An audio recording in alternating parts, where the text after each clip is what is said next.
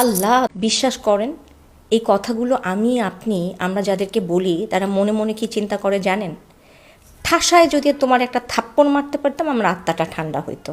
Trust me, আমি যখন আমার পেশেন্টদের সাথে কথা বলি যারা এই ধরনের সমস্যায় আছেন, তারা এক্স্যাক্টলি এই কথাটা বলে।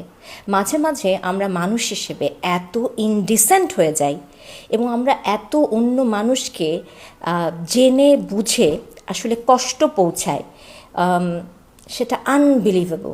অথচ এই ছোট্ট ছোট্ট একটু যদি দায়িত্বশীলতা আমাদের মধ্যে থাকতো, এতটুকুন যদি সেন্স থাকতো যে আমি যাকে এই কথাগুলো বলি তার কষ্ট হচ্ছে, আমার মুখে যে এত ব্রণ না, আমার খুব ভাল লাগতেছে, আমার যে লোম উঠতেছে, আমার পলিসিস্টিক ওভারি আছে, আমার যে এত আনন্দ হচ্ছে। আপনাদের কাছে মনে হয় যে তারা আসলে এভাবে করে তাদের রোগটাকে নিয়ে চিন্তা করছে?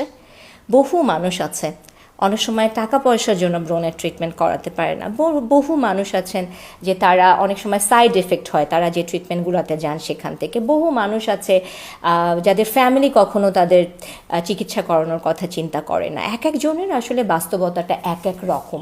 কিন্তু মানুষ হিসেবে যখন আপনি দেখবেন যে আপনার সামনে এরকম একজন মানুষ আছে, আমরা এই কথাগুলো বলবো না। এবং সেম আমরা আরেকটা কাজ করি ওজনের বেলা, এই তুই এত মোটা হইলি কেমনে, আরে তোর আবার শুকায় যাক, সে বলবে এই তুই এত শুকাইলি কেন, আগেই তো তোরে ভালো লাগতো।